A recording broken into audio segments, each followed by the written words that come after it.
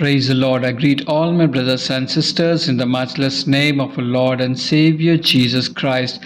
Early morning with Jesus. It's a great privilege for me to share the Word of God to you this morning. The blessed verse is from Jeremiah chapter 39, verse 17. It says, "But I will rescue you on that day, declares the Lord. You will not be given into the hands of those you fear."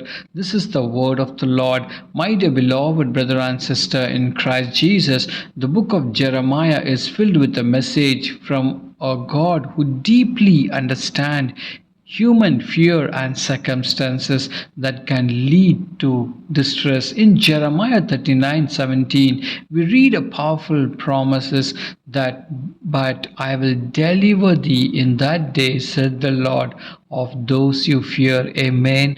This promise is as relevant today as it was the time of Jeremiah, friends in Christ, speaking to those who find themselves engulfed by fear and uncertainty. This verse is set against a background of turmoil.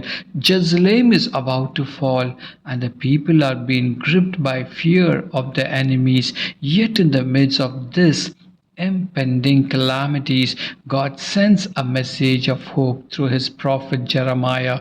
Dear friends in Christ, today, this morning, God sends a message to you. Fear not, I am with you, dear friends in Christ. The word of God tells us that no matter our fear or challenges, God is always there to rescue us in a time of distress.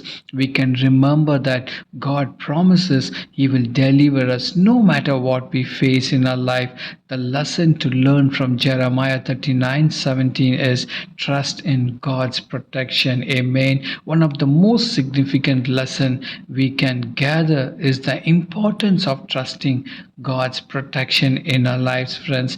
Just as the Israelites face physical and emotional turmoil, we too face a challenges daily, right? Whether personal struggles, work related stress, or concern about our loved ones, dear friends, God promises He can empower us today. He wants to shine His face on you. He wants to remold you today. He wants to remove all the fear from you today, this morning. Lean on faith, not on fear. This reflects God's character as a protector and a provider. He is mighty fortress, my friends in Christ.